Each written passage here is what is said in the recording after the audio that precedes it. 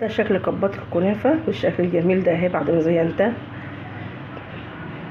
سهلة وبسيطة، مش مكلفة، وتغيير في اشكال الكنافة بالشكل ده كده اهي. اتمنى تجربوها والطريقة تعجبكم. السلام عليكم، اهلا وسهلا بكم، يا رب تكونوا بخير. النهارده اعمل لكم كنافه في قوالب الكب كيك بطريقه سهله وجميله ان شاء الله تعجبكم. مقاديرنا هي: معانا كنافه، والكنافه على حسب طبعا الصينيه، ومعانا كوبايه سمنه، ومعانا سكر بودره نص كوبايه، ومعانا قالب الكب كيك اللي هنحط فيه. معانا بقى مقادير الكريمه، عباره عن كوبايتين لبن ومعلقتين نشا كبار هرميين ومعلقتين سكر. هنعمل الكريمه الاول. معانا النشا هنحطه على اللبن بسم الله بالشكل ده كده، ومعانا السكر وهنقلبهم مع بعض على البارد.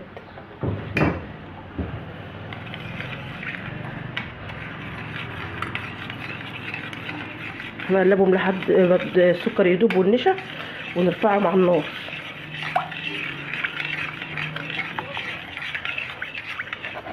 عملت الكريمه اهيت، هغطيها بكيس عشان وسطها ما تشققش بالشكل ده كده، بالشكل ده، ونركنها على جنب. هنبدا بقى في عمايل الكنافه. دهنت القوالب الاول بالشكل ده كده بالسمنه، وهنركنها على جنب. هنغلف الكنافه بالسكر البودره بالشكل ده كده.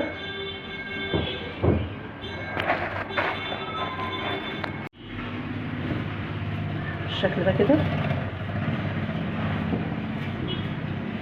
السكر فايدته ان هو بيدي للكنافه احمرار حلو ولون حلو يعني بالشكل ده كده.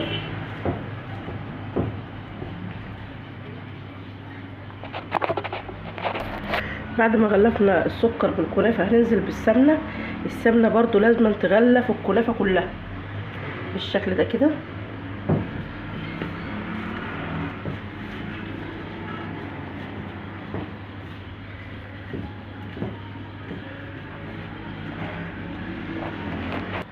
هناخد شويه كنافه وهنملى بيها الكب كيك بالشكل ده،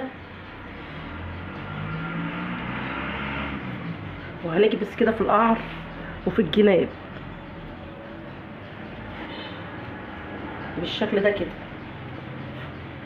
يعني نعمل لها حرف كده من الجناب بالشكل ده كده.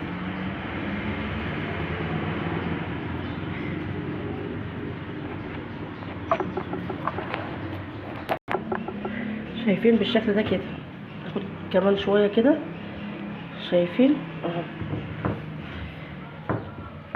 هنعمل نكبس في القعر وبصابعنا كده نعمل حرف في الجنب بالشكل ده كده.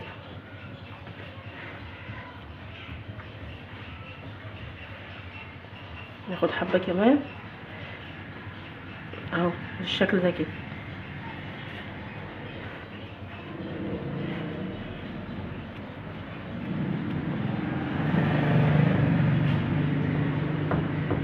ودي هنسويها في الاخر طبعا كده، بتبقى كده اهي بالشكل ده كده. شايفين بالشكل ده كده اهو.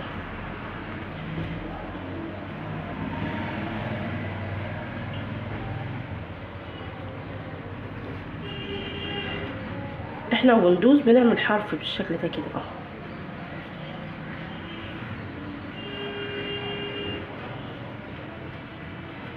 بالشكل ده لازم تدوسوا جامد علشان لما تيجي تقلبوها تنزل زي ما هي كده بالشكل ده كده اهو.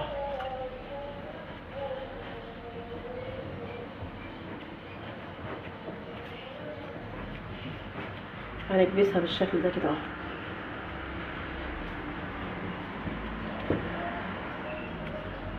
زي ما حضراتكم شايفين كده.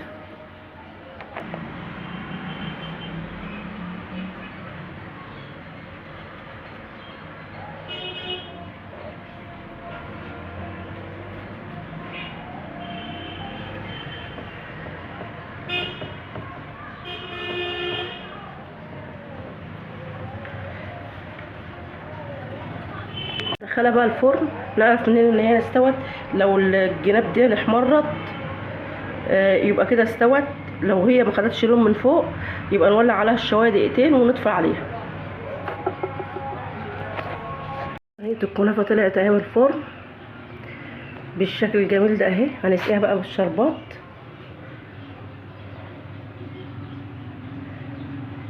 بالشكل ده كده.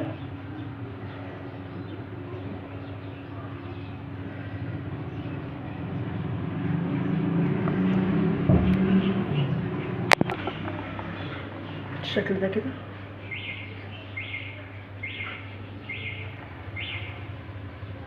وهنسيبها تبرد شويه عشان نحط لها الكريمه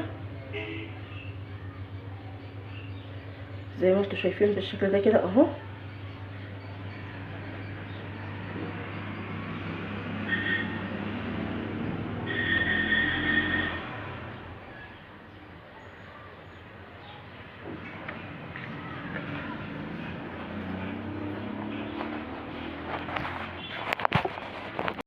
جبت الكريمه وحطيتها في كيس وهنزين بالشكل ده كده بالشكل ده كده اهو.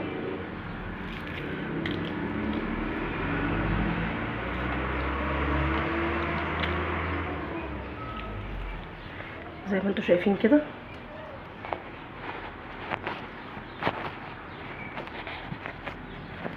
عندك شويه فرماسيليا تحطي الا حاجه لا تزيني بقى اي حاجه بقى. التزيين دي براحتك بالشكل ده كده. نحط شويه فراوله، كريمه بالشوكولاته، التزيين ده براحتك خالص.